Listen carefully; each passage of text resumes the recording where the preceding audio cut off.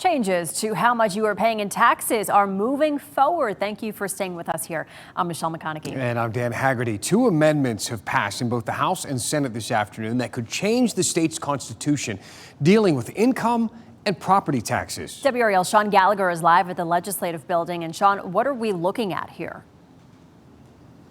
Yeah, well, both amendments essentially look to put a cap on the amount of money that you could pay in income taxes, and then also putting some stipulations in the amount of property taxes that could be raised in any given year. Now, all of this went through in both sides of the legislature today, but really the arguments were the same from both sides. Republicans don't want to burden taxpayers, and Democrats don't want to lose financial flexibility. But now you get to decide when the questions hit the ballot in the fall. Two questions will go on the ballot in the fall. The first will have voters deciding if they want to limit the amount the state can tax income to 3.5%. That's down from the current 7% cap.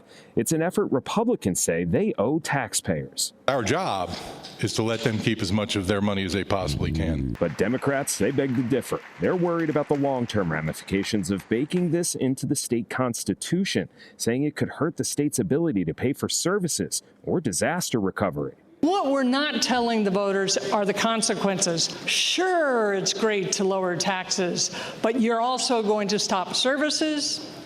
You're going to slow services down. You are going to squeeze people dry. Republicans say even with several tax cuts over the last few years, services like that have not significantly been impacted.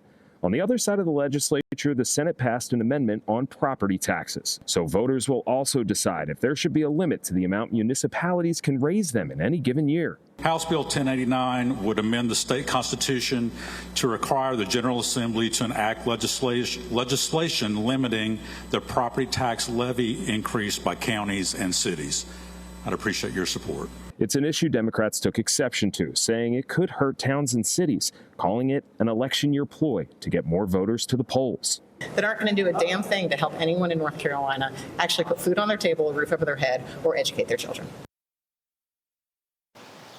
So we still don't know what that property tax limit would look like. Lawmakers said they needed to pass the amendment before they could get into the specifics. So those are the questions that we'll have moving forward as the November election less than 6 months away. Inside the legislature, Sean Gallagher, WRAL News.